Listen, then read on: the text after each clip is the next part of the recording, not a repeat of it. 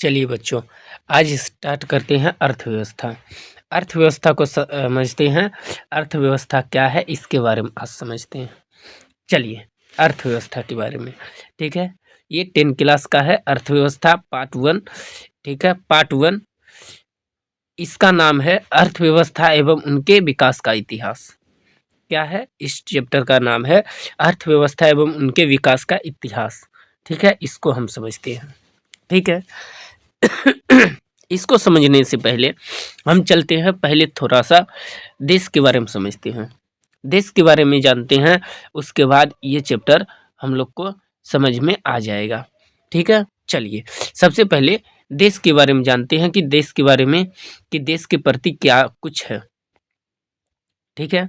चलिए अर्थव्यवस्था, भारतीय इतिहास वर्तमान स्वरूप में यदि बात करें, ठीक है, वर्तमान स्वरूप में भारतीय इतिहास वर्तमान स्वरूप में एक दिन की संरचना नहीं है। ये जो है इतिहास एक दिन की संरचना नहीं है, एक दिन में इसे नहीं लिखा गया है, ना ही एक एक ही दिन में इसे प्रस्तुत किया गया है, नहीं। ये किसी एक दिन का संरचना नहीं है, ये लाखों करोड़ों वर्ष की संरचना है, जो कि लाखों करोड़ों वर्ष की कहानियाँ इसमें लिखी हुई है, इसकी संरचना है। इसकी मूल सूत्र की जड़ें काफ़ी गहरी होती है, इसकी मूल सूत्र की जड़ें काफ़ी गहरी होती है, बहुत पुरानी होती है, काफ़ी गहरी होती है, ठीक है। यदि थोड़ा सा ले लें तो 2 वर्ष के प्रांत में हम देखते हैं कि उसमें क्या-क्या बतलाया गया है, इसको समझते हैं कि उसमें हुआ परिवर्तन क्या-क्या है। आप लोग जानते हैं 15 अगस्त 1947 को क्या हुआ था, अपना देश आज़ाद हुआ था भारत, ठीक है। क्या हुआ था? आज़ाद हुआ था उस समय, ठीक है।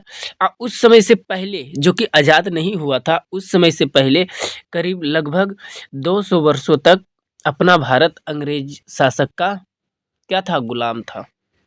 ये क्या था? गुलाम था, अंग्रेज शासक का गुलाम था, ठीक है। उसने भारत को सोने की चिड़िया नाम एक था कि भारत को माना जाता सोने की चिड़िया, ठीक है। उस समय भारत को क्या माना जाता था?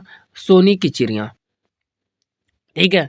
जिस समय अंग्रेजों के हक में था ये, जो कि अंग्रेजों के हाथ में था, अंग्रेज इसमें शासन कर रहे थे, उस समय ये अपना भारत सोने की चिड़िया था, ठीक है। यही सोने की चिड़िया है, लेकिन अंग्रेजों ने अंग्रेजी शासक ने सोने की चिड़िया को, सोने की इस चिड़िया को भरपूर शोषण वो लोग किए। ये क्या किए थे? उन लोगों ने भरपूर शोषण किए थे, इतना शोषण किए, इतना जमकर इसको लूटे, इतना जमकर इसको लूटे, उसके कारण अपना आर्थिक विकास, जो अपना भारत का आर्थिक विकास था, ठीक है, मंद रह गई, ठीक है। मंद रह गई या नगमय हो गई, ठीक है। मंद रह गई मतलब साफ कमज़ोर हो गया अपना देश, इतना कमज़ोर हो गया कि बहुत, जो कि सबसे पीछे चला गया, ठीक है। अंग्रेजी शासन ने, अंग्रेज शासन ने भारतीय अर्थव्यवस्था को अपना उपनिवेश बना लिया था, ठीक है। अपना भारत को क्या कर दिया था? वो भारतीय अर्थव्यवस्था का अपना भारत को क्या गुलाम बना लिया, उपनिवेश बना लिया था, ऐसा किया था, ठीक है। अपना भारतीय अर्थव्यवस्था को अपना उपनिवेश बना लिया, अपने प्रति रख लिया इसको, और इसमें एक और अथी किया कि फूट डालो और शासन करो की नीति अपना लिया ये लोग, ठीक है। ये अपना लिया और भारत को अपना दास बना लिया। ये फूट डालो और शासन करो ये नीति अपना के अपना भारत को क्या कर लिया? इन लोगों ने दास बना लिया, अपना भारत को, देश को, ठीक है। समझते जाइएगा, कहानी को समझते जाइएगा, उसके बाद ये समझ में आएगा कि अर्थव्यवस्था की गुणवत्ता क्या है, आगे इसकी क्या विशेषता प्रकट की गई है, तभी समझ में आएगा। समझते जाइएगा इस कहानी को, ठीक है। चलिए, हाँ, नहीं तो ये अपना भारत जो था, नहीं तो ये अपना भारत अर्थव्यवस्था के रियाते रिसाते में प्रधान ये था, ये प्रधान था ये, ठीक है। बहुत प्रधान था, होने के बावजूद, ये प्रधान भी होने के बावजूद इसमें व्यापार, अद्भुत संरचना भी, इसमें अन्य संरचना, महत्वपूर्ण देशों से संरचना हो या महत्वपूर्ण देशों से ये तुलना अच्छी थी, जो कि अच्छे अच्छे देश भी इसके आगे क्या थे, फीका थे। अपना भारत के आगे कितनों भी बड़े देश हो, कितनों भी महत्वपूर्ण देश हो, वो क्या, भारत के आगे उसकी तुलना में बहुत अच्छी थी। अपना भारत उसकी तुलना में बहुत अच्छी थी। लेकिन हाँ, एक है कि 2 वर्षों तक भारत अपना अंग्रेजी ने शोषण किया। क्या किया? 2 वर्षों तक अपना भारत को क्या किया? अंग्रेजों ने बहुत शोषण किया। इतना शोषण किया, इतना शोषण किया कि आज 7वां सबसे बड़ा देश कहलाने लगा, जो कि प्रथम सबसे बड़ा देश था।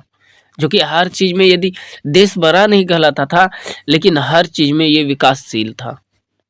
उस समय विकासशील था, ठीक है? विकासशील था ये, सॉरी, ये विकासशील था देश अपना, जो भी था। ठीक है, चलिए, उपनिवेश, जो कि भारतीय अंग्रेजों ने अपना भारत को अपना उपनिवेश बना लिया था। तो उपनिवेश का मतलब क्या होता है, इसको हम समझते हैं। ठीक है, सबसे पहले उपनिवेश की कहानी समझते हैं, उपनिवेश क्या है। ठीक है, उपनिवेश यदि माना जाए तो उपनिवेश एक छोटा सा, हम जर बताते हैं, 2 मिनट आप रुकिए थोड़ी देर के लिए, कुछ, हाँ, यदि इसमें हम बताएं कि अपना भारत उपनिवेश के कर्तव्य में कैसा था, अपना भारत उपनिवेश कैसे बना था, इसको अब बताते हैं। ठीक है, चलिए, ठीक है। हाँ, जब कोई भी देश, यदि एक देश हम ले लेते हैं, अपना देश मानो कि इसी में 2 टुकड़ा हम कर लेते हैं। ठीक है, जैसे भारत भारत 2 टुकड़े में है। एक जो टुकड़ा है वो थोड़ा ज़्यादा है, और एक जो टुकड़ा है वो थोड़ा कम है। ठीक है, यदि ये देश यदि विकासशील है, बहुत ऊपर में है, तो ये क्या होगा कि ये जो छोटा देश है, इसी के प्रति चलेगा। इसमें जो हर कुछ चलेगा, उसी के प्रति ये भी देश चलेगा। समझ में आ रहा है? उसी के प्रति ये भी देश चलेगा। ये जो करेगा, जो कहेगा, यही ये करेगा। ये जो है, जो ये कहेगा वही ये करेगा। ठीक है, यही, ठीक है, इसी को उपनिवेश मनाया जाता है कि जो कोई भी समृद्धशाली देश हो और उसी के प्रति दूसरा भी देश चले, तो इसी को कहा जाता है उपनिवेश। जो कि ये अपना उपनिवेश इसको मानता है, ये अपने उपनिवेश में रखा है इसको। जो भी ये अपना चलाता है, इसी से चलाता है, इसको चलाता है। जो भी इसमें चलाएगा, वो चीज़ इसमें भी चला सकता है। ठीक है, जो भी कानून चलाए, उसी में ये भी चला सकता है। समझ में आ रहा है? चलिए, अब चलते हैं, इधर समझाते हैं आप लोग को। ठीक है, ठीक, उपनिवेश, जब कोई भी देश बड़े समृद्धशाली राष्ट्र, जो भी कोई भी देश, किसी भी देश और बड़े समृद्धशाली देशों के शासन के अंतर्गत रहता हो, मतलब कोई भी देश जो बड़े समृद्ध है और वो किसी शासन के अंतर्गत आता हो, ठीक है, कोई भी देश के अंतर में आता हो दूसरा देश छोटा वाला, और उनके समस्त आर्थिक एवं व्यावसायिक कार्यों का निर्देशक या नियंत्रण शासक देश का होता हो, मतलब ये शासक देश का होता हो, ये चलता हो, इसी के वजह से चलता हो। ठीक है, ऐसे शासित देश को हम क्या कह सकते हैं, उपनिवेश कह सकते हैं। जो कि अपना भारत जो था, पूरा भारत 2 वर्षों के करीब 2 वर्षों तक किसका, ब्रिटिश शासक का एक उपनिवेश था। जो कि ये ब्रिटिश के द्वारा अपना भारत चलता था उस समय। ठीक है, उसी के द्वारा चलता था, वो अपना उपनिवेश बना लिया था। ब्रिटिश शासक ये भारत को अपना उपनिवेश बना लिया था कि हम जो चलाएंगे वही अपना भारत इसमें चलेगा। किसके कारण? अंग्रेजों के कारण। वैसा जो किया था अंग्रेजों के कारण, अंग्रेज ही वैसा करवाए थे, तभी हुआ। ठीक है, आई होप कि आप लोग को यहाँ तक समझ में आ गया होगा कि उपनिवेश कहा क्या, किसे कहा जाता है। कोई भी बड़ा देश हो और छोटा देश देश को अपने हिम्मत के अनुसार चलाए, अपना आदेश के अनुसार चलाए, वही उपनिवेश कहलाता है। चलिए यहाँ तक समझ में आ गया होगा। अब समझाते हैं अर्थव्यवस्था किसे कहते हैं, इसको भी समझ लेते हैं। ठीक है, अर्थव्यवस्था को भी समझ लेते हैं तो फिर समझ में आ जाएगा। चलिए, ठीक, अर्थव्यवस्था। हाँ, अर्थव्यवस्था, अर्थव्यवस्था हम उसे कह सकते हैं, ठीक है, जो भी कार्य जो भी कार्य करके अपना जीवन यापन क्या कर सके, अपना जीवन यापन चलाता है। कोई भी इंसान है जो कि अपना जीवन यापन चलाता है, वह अर्थव्यवस्था के अंतर्गत आता है। ठीक है, जो भी इंसान हो अपना कार्य करके अपना जीवन यापन करता है और उसी अर्थव्यवस्था के अंतर्गत वो अपना जीवन यापन चलाता है, उसी को कहा जाता है अर्थव्यवस्था। ठीक है, उसी को कहा जाता है। कोई भी मजदूर है, जैसे मानो कि कोई भी मजदूर है तो वो खेती का कार्य कर रहा है, तो खेती का कार्य कर रहा तो खेती उसका क्या होगा, अर्थव्यवस्था होगा। उसका जो है खेती अर्थव्यवस्था होगा कि वो उसी के सहारे वो जीता है और उसी के सहारे वो चलता है, वो उसका अपना क्या हो गया, अर्थव्यवस्था हो गया। ठीक है, यदि कोई उद्योगी का कार्य कर रहा, कोई चीज का उद्योगी का कार्य कर रहा, जैसे मानो कि ये है जो माली माली क्या करता है, फूलों का माला बना के वो बेचता है और उसी से अपना जीवन यापन करता है। वो भी क्या औद्योगिक कार्य करता है। ठीक है, वो अपना औद्योगिक कार्य करता है कि वो फूल का माला बनाता है, उसको बेचता है और उससे वो क्या करता है, अपना जीवन यापन चलाता है। जैसे मजदूरी का कार्य जो करता है, कोई गया अपना मजदूरी का कार्य दिन भर करेगा, उसी से जो भी इनकम उसे मिलता है उसी से अपना जीवन चलाता है। तो वो मजदूरी जो कार्य कर रहा, मजदूरी का कार्य उसको जीने का सहारा हो गया, उसका अर्थव्यवस्था वही हुआ। और एक और है कि जो स्कूल में पढ़ाने वाले होते हैं, ठीक है, जो पढ़ाने वाले होते हैं तो उनका भी पढ़ाना भी एक क्या हो गया, स्कूल जो है, स्कूल स्कूल उनका क्या हो गया, अर्थव्यवस्था हो गया, जो कि वो लोग पढ़ाने जाते हैं स्कूल में। और फिर कोर्ट कचहरी का कार्य जो कर रहे हैं, कोई भी इंसान कार्य करके अपना जीवन यापन चलाते हैं, कोर्ट कचहरी उनका क्या हो गया, अर्थव्यवस्था हो गया। उन्हीं के द्वारा चलते हैं और चलाते हैं, अपना जीवन चलाते हैं। ठीक है, ये अर्थव्यवस्था कहलाता है। ठीक है, चलिए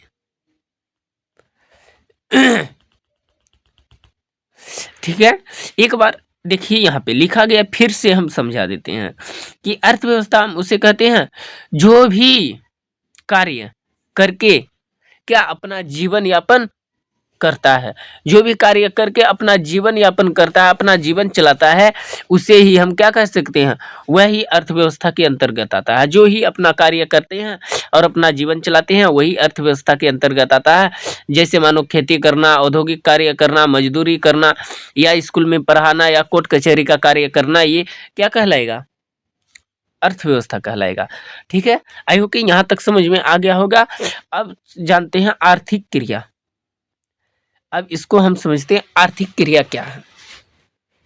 ठीक है, आर्थिक क्रिया, ठीक है, वह सभी क्रियाएं जिसमें आय प्राप्त हो, वह सभी क्रियाएं जिसमें हमें आय प्राप्त होता है उसे हम क्या, आर्थिक क्रिया कह सकते हैं। ठीक है, उसे हम आर्थिक क्रिया कह सकते हैं, वह आर्थिक क्रिया ही है। ठीक है, जो भी कार्य हम किए उससे हमें आय प्राप्त हुआ, उससे अपना जीवन यापन चला रहे हैं, तो वही तो हो गया क्या, आर्थिक क्रिया, वही आर्थिक क्रिया हुआ।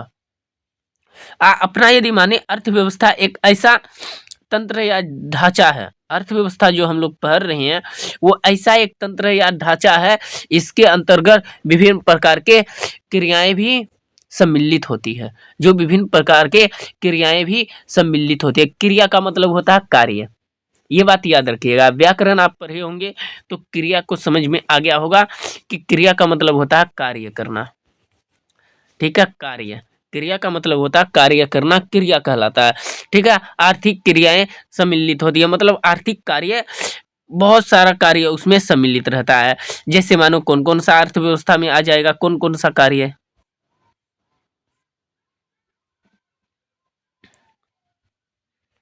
एक मिनट कौन कौन से कार्य आ सकते हैं, जैसे मान लीजिए कि कौन कौन से कार्य आ सकते हैं। ठीक है, एक मिनट, ये चलता क्यों नहीं है जी, इधर तो चल रहा है, हाँ हो गया, ये आता है। जैसे मानो इसमें कौन कौन से कार्य आ सकते हैं, ठीक है, ये भी डाउट है। तो इसमें आ सकता है, बहुत सा कार्य आ सकता है। जैसे मानो कोई खेती का कार्य भी आ सकता है। जैसे मानो इसमें वही आ गया, जैसे कोई आ रहा है तो अपना मतलब कुछ टैक्स लगा के उसमें कोई अपना परभोग्य का कार्य करता है या क्या व्यापारी का कार्य करता है, वो भी क्या आ गया, आर्थिक क्रिया ही आ गया। वो आर्थिक क्रिया कर रहा है, कोई भी कार्य कर रहा है वो आर्थिक क्रिया कर रहा है। इसी विभिन्न प्रकार के आते हैं, ठीक है। खिलौना बेचना, ये करना, मतलब हर कुछ ही आ जाता है इसी में। तो आर्थिक क्रिया विभिन्न प्रकार की होती है, एक प्रकार की नहीं होती है, ठीक है। जैसे इसमें मान लीजिए थोड़ा सा इसमें कोई छूट हम ले लिए, ठीक है, थोड़ा सा ले लिए, जैसे कृषि का कार्य करना, जैसे मानो औद्योगिक कार्य करना, उद्योग का कार्य करना, उद्योग का मतलब कोई भी कार्य करना, जैसे मानो व्यापार करना, जैसे बैंकिंग का कार्य करना, जो बैंक का कार्य करता है, जो बीमा का कार्य करता है, जैसे परिवहन कोई चलाता है, तथा संचार करना, मतलब कि कोई संचार कर रहा है कोई चीज का, ठीक है। ये होता है क्या चीज में, ये आर्थिक क्रिया के अंतर्गत आता है। ये आर्थिक क्रिया मतलब कार्य के अंतर्गत आता है, ठीक है। आर्थिक कार्य के मतलब आता है, मतलब विभिन्न प्रकार का कार्य और भी आदि हो सकता है, ऐसा कि नहीं कि यही सिर्फ हो सकता है, और भी हो सकता है। और भी आप अपनी मर्जी से बता सकते हैं, जिससे अपना जीवन चलाता है और वो आप लोग के जीवन के सहारदायक है, तो क्या आर्थिक क्रिया ही कहलाएगा। चलिए और भी आगे समझिए। आई होप कि आप लोग को समझ में आए, तो जरूर आप लोग कमेंट कीजिएगा, ठीक है। और जो ना समझ में आए तो आप कमेंट करके जरूर बता अति पूछिएगा कि हाँ, कि क्या कौन सा चैप्टर आपको समझ में नहीं आया या कौन सा अर्थ नहीं समझ में आया, फिर से हम आपको बताने के लिए प्रयास करेंगे। ये भाषा में समझ में आए तो आप लोग को और आसान से बताने के लिए हम आप लोग के लिए सहमत हैं।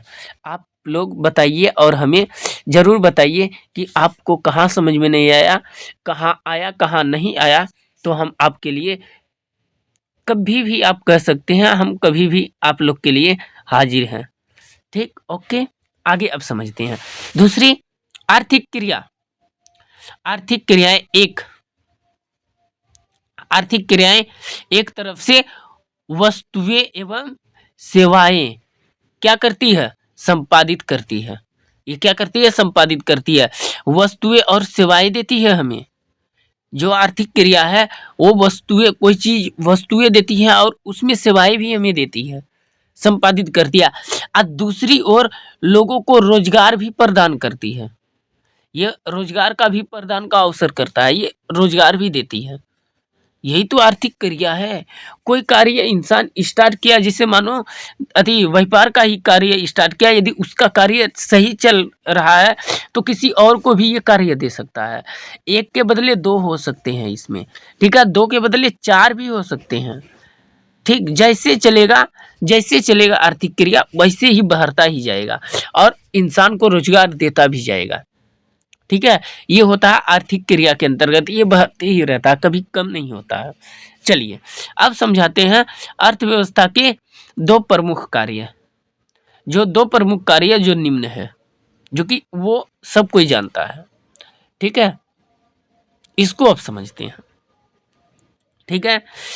अब देखिए पहला, सबसे पहले बताया गया है, पहला बताया गया है लोगों की आवश्यकताओं को क्या करता है, लोगों की आवश्यकताओं को क्या करता है,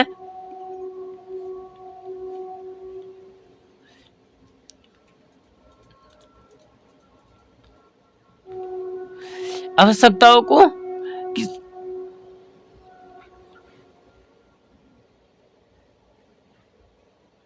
ये जो करता है विभिन्न प्रकार की क्या करता है। सॉरी, हमको लग रहा है यहाँ से कुछ टाइपिंग में मिस्टेक हुआ है, यहाँ पे कुछ टाइपिंग में मिस्टेक हुआ है। अभी 1 मिनट में हम इसको सॉल्व कर देते हैं, ओके। चलिए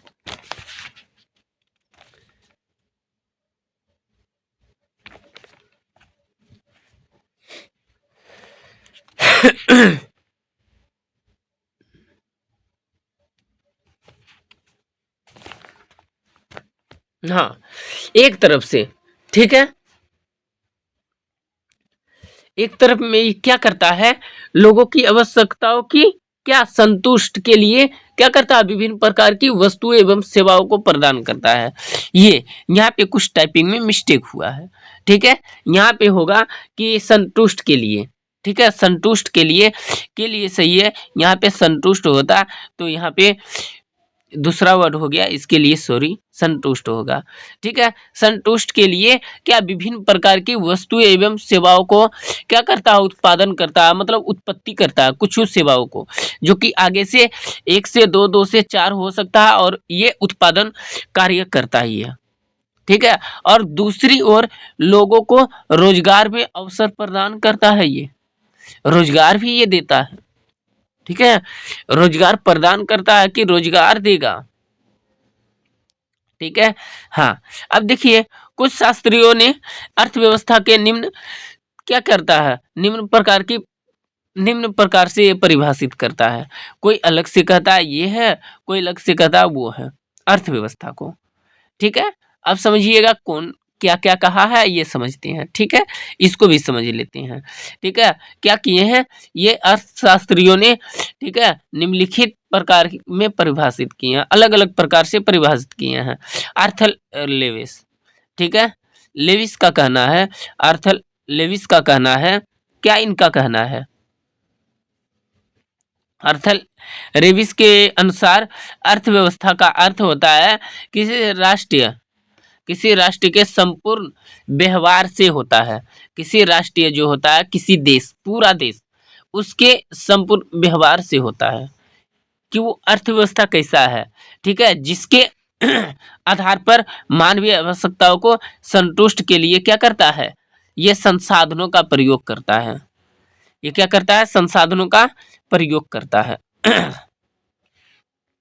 ठीक है, ये करता है ये, ठीक है, संसाधनों का प्रयोग करता है और इससे संतुष्ट वो लोग होते हैं, ठीक है, जो भी आवश्यकता आती है उससे संतुष्ट होते हैं और ये संसाधन का प्रयोग ये लोग करते हैं, ठीक है, जो भी आवश्यकता होती है मानवीय आवश्यकताओं को पूरा करते हैं और इससे संतुष्ट होते हैं और वो लोग ये संसाधन का प्रयोग करते हैं, मतलब आगे बढ़ाते हैं इसको, ठीक है, किसी राष्ट्रीय का व्यवहार पे ये डिपेंड होता है, ठीक है। ये किस्सा आर्थर लेविस का कहना है, ठीक है, ये आर्थर लेविस का कहना है, ठीक है। ब्राउन के अनुसार कहना क्या है, ये भी समझते हैं, ब्राउन के अनुसार अर्थव्यवस्था क्या है, चलिए, ठीक है, ब्राउन के अनुसार अर्थव्यवस्था क्या है, अर्थव्यवस्था आजीविका का एक प्रणाली है, ये जो है ब्राउन के अनुसार कहा गया है, ठीक है, अर्थव्यवस्था आजीविका का एक आर्जन की प्रणाली होता है ये, ठीक है, आजीविका अर्जन की एक प्रणाली होता है ये। हाँ, दूसरे शब्दों में ये बोले हैं कि अर्थव्यवस्था का अर्थ होता है आर्थिक क्रियाओं एवं ऐसा गठन जिसके अंतर्गत कार्य के लिए कार्य के कार्य के लिए करके क्या करता है, कार्य करके क्या करता है, अपनी आजीविका चलाते हैं, कोई भी कार्य होता है कार्य करके अपना आजीविका चलाते हैं, वही तो है क्या, अर्थव्यवस्था, वही है अर्थव्यवस्था, उसी को कहा गया है, ठीक है, समझ में आया अर्थव्यवस्था। ये दो शब्दों में बोले, एक तो बोले क्या अति आजीविका अर्जन, जो कि अर्जन करता है उसको प्रणाली, मतलब अर्जन की प्रणाली को ही हम क्या कर सकते हैं, अर्थव्यवस्था कह सकते हैं। और दूसरे शब्दों में अर्थव्यवस्था को ये परिभाषित किए आर्थिक क्रियाओं का एक ऐसा गठन है, आर्थिक क्रियाओं का एक ऐसा गठन है जिसके अंतर्गत अति लोग कार्य करके अपना आजीविका चलाते हैं, वो भी अर्थव्यवस्था ही कहलाया, ठीक है। आगे अब समझिए कि अर्थव्यवस्था की संरचना या ढांचा, ठीक है, अर्थव्यवस्था की संरचना या ढांचा चलिए, अर्थव्यवस्था की संरचना जो होता है, अर्थव्यवस्था की संरचना मतलब विभिन्न उत्पादन क्षेत्रों से क्या है, क्षेत्रों में इसकी विभाजन की गई है, इसको क्या किया है, अर्थव्यवस्था को विभिन्न क्षेत्रों में विभाजित कर दिया है, मोटे तौर पर यदि इस पर इन क्रियाओं का यदि बात करें तो इन क्रियाओं को 3 भागों में बाँट दिया। जो भी क्रिया आया इनको 3 भाग में बाँट दिया। जितना हम कार्य बताएँ आपको कि खेती का कार्य आता है, हर कार्य आता है, व्यापार का कार्य आता है, इसी को क्या कर दिया ये 3 भाग में बाँट दिया। जैसे मानो कार्य काल को कितने भाग में बाँटा है? 3 भाग में। भूतकाल, वर्तमान काल और भविष्यत काल, वैसे इसको बाँट दिया है।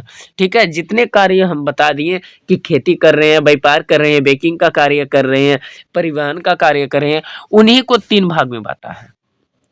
उसी सब कार्य को 3 भाग में बाँटा है। एक प्राथमिक दिया गया है, एक द्वितीयक क्षेत्र दिया गया है, एक तृतीयक क्षेत्र दिया गया है, जो कि इसको सेवा क्षेत्र भी कह सकते हैं। ठीक है, एक प्राथमिक क्षेत्र है, एक द्वितीयक क्षेत्र है, एक है तृतीयक क्षेत्र है, जो कि हम सेवा क्षेत्र भी कह सकते हैं। अब तीनों को विस्तार से समझते हैं। प्राथमिक क्षेत्र के अंतर्गत क्या-क्या आता है, कौन-कौन से कार्य आते हैं, द्वितीयक क्षेत्र के अंतर्गत क्या आता है और कौन-कौन से कार्य आते हैं, और तृतीयक क्षेत्र में मतलब सेवा क्षेत्र में क्या-क्या आता है, इसके कार्य क्या-क्या होते हैं, इसको समझते हैं। चलिए, ठीक है, इसको 1 मिनट आप लोग का थोड़ा सा ये मिस्टेक हो गया। चलिए, फिर आ जाएगा, चिंता मत कीजिए। ओके, कहाँ तक पढ़ाई हो गया? विभिन्न प्रकार, यहाँ तक नहीं, अभी हम लोग कहाँ तक हैं? हाँ, ये तो पढ़ाई हो गया है, विभिन्न प्रकार के होते हैं। ठीक है, उसके बाद यहाँ तक हो गया। हम यहाँ बताने जा रहे थे प्राथमिक क्षेत्र क्या है। ठीक है, ये क्या कर दिया, बांट दिया है। प्राथमिक क्षेत्र है, द्वितीयक क्षेत्र है, तृतीयक क्षेत्र है। तृतीयक क्षेत्र को सेवा क्षेत्र कहते हैं, और प्राथमिक क्षेत्र को सबसे पहले समझते हैं, उसके बाद द्वितीयक क्षेत्र को समझेंगे, तब तृतीयक क्षेत्र को समझेंगे। ठीक है, चलिए। आपको यदि समझने में कोई भी परेशानी हो तो फिर दोहरा के इस वीडियो को देखिएगा। यदि नहीं समझ में आए तो उसके बाद हमसे फिर कांटेक्ट कीजिएगा और हमसे पूछिएगा। ठीक है, हम आप लोग के लिए सेवा में उपलब्ध हैं। चलिए, अब समझिए आगे। ठीक है, हाँ, प्राथमिक क्षेत्र है। प्राथमिक क्षेत्र को हम एक तरफ से कृषि क्षेत्र भी कह सकते हैं। प्राथमिक क्षेत्र को एक तरफ से हम कृषि क्षेत्र भी कह सकते हैं। इसके अंतर्गत क्या आता है? कृषि, पशुपालन, मछली पालन, या जंगलों से वस्तुएं जो प्राप्त होते हैं वो सब आ सकते हैं। ठीक है, ऐसा जो होता है प्राप्त करना, ऐसे व्यावसायिक वस्तु आ सकते हैं किसमें? प्राथमिक क्षेत्र में। ये प्राथमिक क्षेत्र में आ सकते हैं। प्राथमिक क्षेत्र में समझ में आ रहे हैं? ये सब जो आते हैं प्राथमिक क्षेत्र में आ सकते हैं। ठीक है, जो कि याद रखिएगा, वो पूछेंगे कृषि क्षेत्र को, कृषि क्षेत्र किसे कहा गया है? प्राथमिक क्षेत्र को, द्वितीयक क्षेत्र को, या तृतीयक क्षेत्र को? किसे कहा गया है? प्राथमिक क्षेत्र को, जो कि कृषि क्षेत्र कहा गया है। ठीक है, उसमें कौन कौन से आते हैं? तो कृषि क्षेत्र आएंगे, पशुपालन आएंगे, मछली पालन आएंगे, जंगलों से जो भी वस्तुएं प्राप्त होते हैं वो भी आ सकते हैं। ऐसे व्यावसायिक वस्तु आ सकते हैं इसमें, प्राथमिक क्षेत्र में। चलिए, अब समझते हैं द्वितीयक क्षेत्र के अंतर्गत। ठीक है, द्वितीयक क्षेत्र क्या है? ठीक है, द्वितीयक क्षेत्र द्वितीयक क्षेत्र में औद्योगिक क्षेत्र आता है। ठीक है, द्वितीयक क्षेत्र को औद्योगिक क्षेत्र भी कहा गया है, जो औद्योगिक का कार्य कर रहा है, इसे द्वितीयक क्षेत्र में औद्योगिक क्षेत्र के अंतर्गत आता है। इसके अंतर्गत खनिज, व्यावसायिक और क्या निर्माण जो कार्य होता है, ये सब आ जाते हैं इसमें। ठीक है, जन उपयोगी सेवाएं भी आ सकते हैं। जैसे लोग नए चीज का निर्माण किए, ये किस में आते हैं? द्वितीयक क्षेत्र में। ये द्वितीयक क्षेत्र में है, जो कि निर्माण कार्य करना, ठीक है, कोई चीज का निर्माण करना, तो ये क्या इसमें आता है, द्वितीयक क्षेत्र में। और औद्योगिक क्षेत्र किसे कहा गया है, द्वितीयक क्षेत्र को। और प्राथमिक क्षेत्र को क्या क्या कहा गया है, तो प्राथमिक क्षेत्र को कहा गया है, क्या चीज कहा गया, कृषि क्षेत्र। इसे कृषि क्षेत्र भी कहा गया है। समझ में आया यहाँ तक? चलिए अब समझेंगे हम क्या, कि तृतीयक क्षेत्र है। ठीक है, क्या समझेंगे हम लोग, तृतीयक क्षेत्र है। और तृतीयक क्षेत्र को एक और कहा गया है सेवा क्षेत्र। ठीक है, इसे क्या कहा गया है, सेवा क्षेत्र, सॉरी, सेवा क्षेत्र भी कहा गया है। कहाँ है, यहाँ तृतीयक क्षेत्र को एक सेवा क्षेत्र भी कहा जाता है। इसके अंतर्गत क्या क्या आता है, एक मिनट अब ऊपर कर लेते हैं। हाँ चलिए, इसके अंतर्गत क्या क्या आ सकता है, इसके अंतर्गत बैंक, बीमा, परिवहन, संरचना, व्यापार, जो व्यापार होता है आदि क्रियाएं सम्मिलित रूप से इसमें है। यही सब तो सम्मिलित रूप से है इसमें। बैंकिंग में क्या होता है, हमको सेवा मिलता है, वहाँ पे क्या करते हैं, यदि मेरे पास इनकम है, टैक्स है, इनकम है, तो हम क्या करते हैं, वो हम खाता में रखते हैं। जब खाता में रखते हैं तो उसमें क्या होता है कि उसमें बहरता ही रहता है, बहरता है कुछ कुछ, तो वो क्या है, सेवा, एक तरफ से हम लोग का सेवा कर रहा है। एक बीमा भी है, परिवहन भी है, परिवहन भी हम लोग को कहीं लेके जाता है तो वो सेवा कर रहा है। संचार, संचार का कार्य जो होता है, संचार कोई चीज का संचारित करता है, वो भी तो हम लोग का सेवा है। अब कोई व्यापार कर रहा है तो कोई सामान ला के हम लोग को दे रहा है, वो भी क्या है, अति सेवा ही तो कर रहा है। ठीक है, ऐसे क्रियाएं अधिक सम्मिलित रूप से किसमें आती है, तृतीयक क्षेत्र में आती है, ऐसे ऐसे कार्य। ठीक है, यह क्रियाएं प्राथमिक एवं द्वितीयक क्षेत्र की क्रियाओं की सहायता से प्रदान करता है, ये दोनों आता है। ठीक है, प्राथमिक क्षेत्र भी आ जाएगा इसमें और द्वितीयक क्षेत्र, दोनों क्षेत्र आ सकता है। दोनों का कार्य ये अकेला करता है। ठीक है, ये सेवा दोनों करता है। इसी की सहायता से ये प्रधान होती है। ठीक है, इसलिए इसे सेवा क्षेत्र कहा गया है, जो कि दोनों में कार्य करता है, तो ये दोनों में सेवा कर रहा है।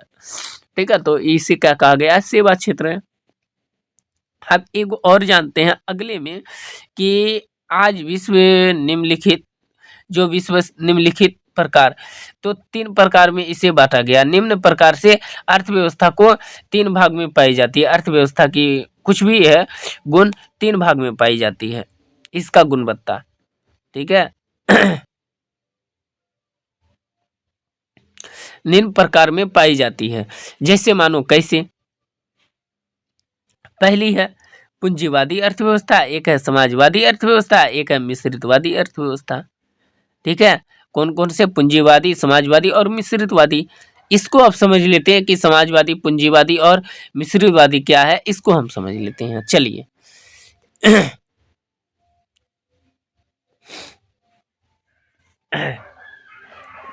समझते जाइएगा, आगे तक इसे समझते जाइएगा।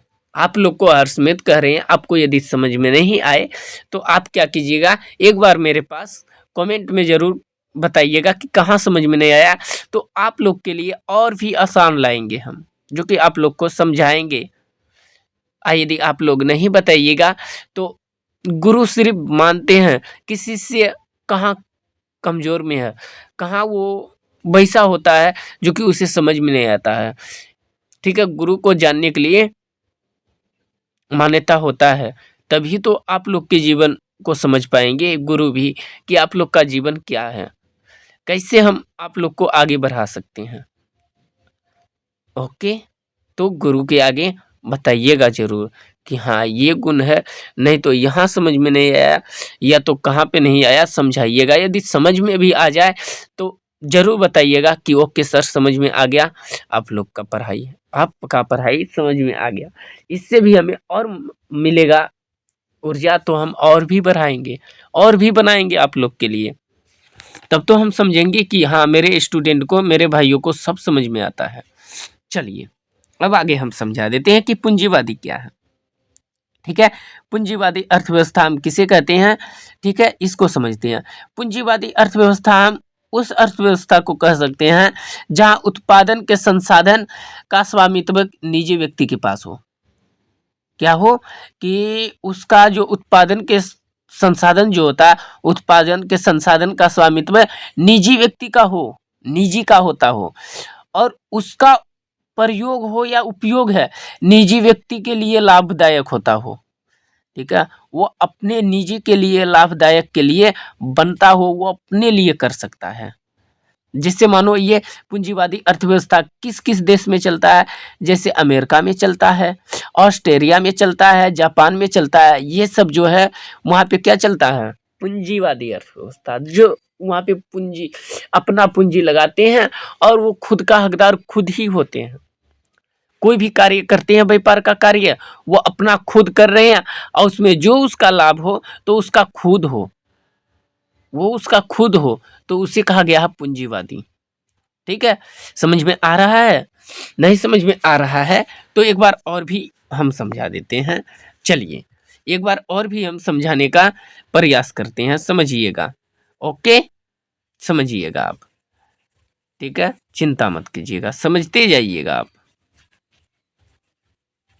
एक मिनट, हम कुछ कर रहे हैं, आप चिंता मत कीजिएगा, अभी सफा हो जाएगा। चलिए ओके, अब चलिए आगे समझते हैं अब। ठीक है, फिर से एक बार समझा देते हैं। पूंजीवादी, ठीक है, पूंजीवादी अर्थव्यवस्था किसे कहते हैं? पूंजीवादी अर्थव्यवस्था हम उस अर्थव्यवस्था को कहते हैं जहां उत्पादन के संसाधन या स्वामित्व निजी व्यक्ति का हो, एक इंसान का हो, जो कि निजी एक इंसान का हो। ठीक है, और होता हो जो उसका प्रयोग निजी लाभ के लिए कर सकता है, वो अपने खुद के लिए कर सकता है और किसी के लिए नहीं। ठीक है, ये खुद के लिए कर सकता है। वो कौन कौन आ जाते हैं, अमेरिका के लोग आते हैं, खुद अपने लिए करते हैं और वो खुद लाभ उठाते हैं और वो अपने ही गुणवत्ता के लिए करते हैं। और होता है ऑस्ट्रेलिया, एक होता है जापान। ये 3 देश है जो कि इसमें क्या चलता है, पूंजीवादी अर्थव्यवस्था। ओके, अब समझते हैं समाजवादी अर्थव्यवस्था को। समाजवादी अर्थव्यवस्था किसे कहते हैं? समाजवादी अर्थव्यवस्था हम उस अर्थव्यवस्था को कह सकते हैं जहां, ठीक है, संसाधनों का स्वामित्व स्वामित्व एवं क्या संचारण, ठीक है, संचारण देश का होता हो। ठीक है, देश का होता हो और देश का सरकार के पास हो, उसका प्रयोग समाज कल्याण के लिए होता हो। ठीक है, उसे हम उस अर्थव्यवस्था को समाजवादी अर्थव्यवस्था कह सकते हैं। ठीक है, वो समाजवादी अर्थव्यवस्था कहलाएगा। जैसे मानो चीन आ गया, ठीक है, चीन आ जाएगा। एक मिनट, जैसे चीन आ गया, फिर उसके बाद इसमें क्या आ गया, क्यूबा आ गया। चीन, क्यूबा आदि देश क्या है, समाजवादी अर्थव्यवस्था है। ठीक है, ये जो 2 देश है, ठीक है, इसमें समाजवादी अर्थव्यवस्था चलता है। ठीक है, जो कि ये सरकार करवाता है, सरकार ही करता है और इसका क्या होता है, सभी जीवों के लिए होता है, सभी इंसान के लिए होता है। ठीक है, हाँ, इसका उपयोग क्या कर सकता है, पूरे समाज का उपयोग समाज कल्याण के लिए होता है, उसे कहा जाता है समाजवादी अर्थव्यवस्था। ओके, अब ये समझते हैं कि मिश्रितवादी अर्थव्यवस्था किसे कहते हैं। ठीक है, मिश्रितवादी अर्थव्यवस्था किसे कहते हैं, इसको हम समझते हैं। चलिए,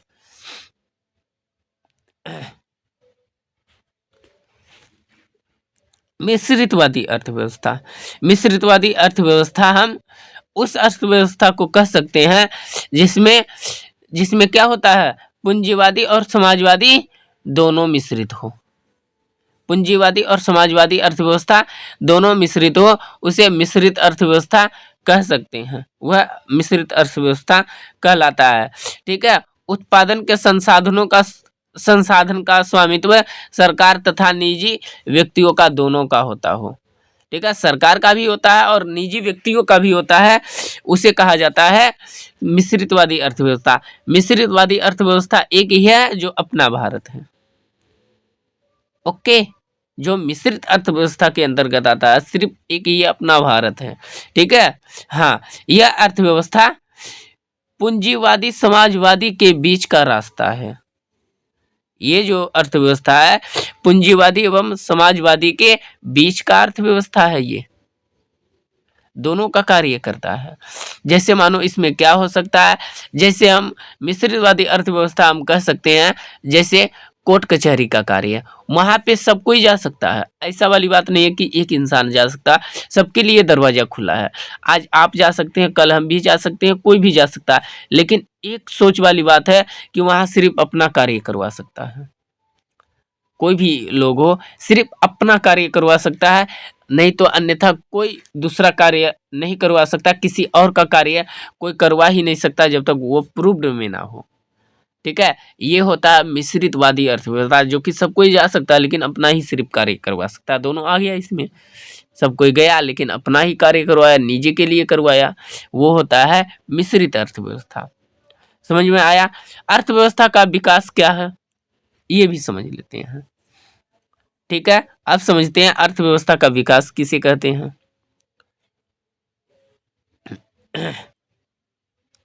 अर्थव्यवस्था का विकास, अर्थव्यवस्था का विकास यदि अपना आम तौर पे हम बताएं तो इसका विकास, जैसे मानो किसी हम कोई भी चीज को हम लगाएं, किसी पेड़ को लगाएं, तो उसको यदि हम विकसित करते हैं मतलब बढ़ाते हैं, तो वो क्या एक ही बार बढ़ जाता है या कि धीरे धीरे बढ़ता है, ये बात बताइए। तो आप कहेंगे सर ये तो बच्चे बच्चे जानते हैं, क्या क्या जानते हैं इसको, कि अस्थिर से बढ़ेगा। आज इतना है तो कल इतना होगा, फिर परसों इतना होगा, एक दिन ये दिखाई देगा बड़ा सम्राट बन गया। ठीक है, अर्थव्यवस्था का भी विकास वही है, ये धीरे धीरे बढ़ता है अर्थव्यवस्था का विकास। जैसे मानो इसमें हम समझते हैं, ठीक है, अर्थव्यवस्था का विकास एक लंबी इतिहास है। अर्थव्यवस्था का विकास एक लंबी इतिहास है। ठीक है, ऐसा नहीं कि एक के दिन का इतिहास नहीं, एक लंबी इतिहास है ये। अर्थव्यवस्था का विकास एक विकसित पौधे की तरह होती है। अर्थव्यवस्था का विकास जो होता है एक एक क्या होता है, पौधे की तरह विकास होता है। ठीक है, होती है। जिस प्रकार पौधे पौधे का विकसित होना जैसे होना होता है, उसी प्रकार और उसी प्रकार क्या होता है, उसी परिपक्व स्थिति से इसके भी फल डाली आदि क्या होते हैं, प्रयोग होते हैं। ठीक है, मानव हित के लिए होता है, मानव के लिए ही होता है, मानवीय हित के लिए होता है। ठीक है, ठीक उसी प्रकार अर्थव्यवस्था का भी क्या है, आदिम काल है। ये भी उसी का एक आदिम काल है, जिससे क्या अब तक विकसित होता जा रहा है। जैसे पेड़ पौधे बढ़ता जा रहा है, वैसे ही अर्थव्यवस्था में हुए परिवर्तन जो होता है, अर्थव्यवस्था में हुए परिवर्तन को हम अर्थव्यवस्था का विकास भी कह सकते हैं। अर्थव्यवस्था में जो परिवर्तन होता है, जैसे मानो आज एक है तो कल यदि 2 हो जाए, अगले में 4 हो जाए, तो यही तो परिवर्तन जो हुआ, वही तो परिवर्तन को ही तो हम अर्थव्यवस्था का विकास कह सकते हैं। ये परिवर्तन हुआ, आगे बढ़ा, तभी तो हम कह सकते हैं कि 1 से 2, 2 से 4 हो सकता है। तो यही तो अर्थव्यवस्था का विकास हुआ, विकास होते जा रहा, बढ़ते जा रहा है, वही विकास कहलाया।